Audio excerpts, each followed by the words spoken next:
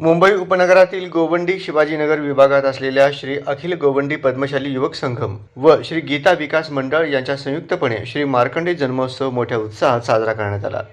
या पवित्र दिवशी समाजाच्या शिवमंदिरात पहाटे 4:30 ते 6 या वेळेत पुरोहितांनी मंत्रोच्चारात श्री मार्कंडे महामुनी यांची मूर्ती प्राणप्रतिष्ठा करून स्थापन करण्यात आले। मंगल अभिषेक, चंडी यागम, होम हवन असे विविध धार्मिक कार्यक्रम करण्यात आले।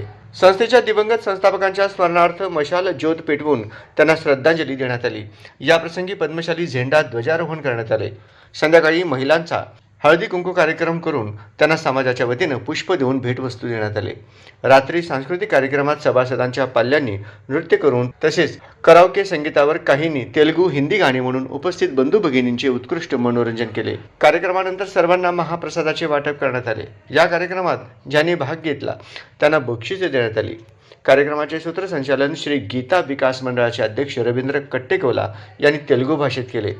मुंबई प्रांतीय पद्मशाली संगम अध्यक्ष सवे रामलू, सरचिटणीस यापुरम व्यंकटेश, महिला विभागाच्या अध्यक्षा सौ कटकम विजया, उपाध्यक्षा सौ उमा चिट्ट्याल, नवी मुंबई पद्मशाली समाज सरचिटणीस अरकाल, खजिनदार सब्बनवार, विक्रोळी पद्मशाली समाज अध्यक्ष नरहरी चिट्ट्याल, कामोठे पद्मशाली समाज अध्यक्ष वासाला श्रीधर, ओम श्री मार्कंडे पद्मशाली समाज घाटकोपर, खजिनदार अशोक रापोलू, कार्यकर्ते रवी गुंडू जालंधर, श्रीनिवास बत्तुला यांनी मार्कंडे महामुनी व शिवलिंगाचे दर्शन घेतले। या सर्वांचा समाजाच्या पदाधिकाऱ्यांच्या हस्ते पुष्पगुच्छ शाल देऊन सत्कार करण्यात आला।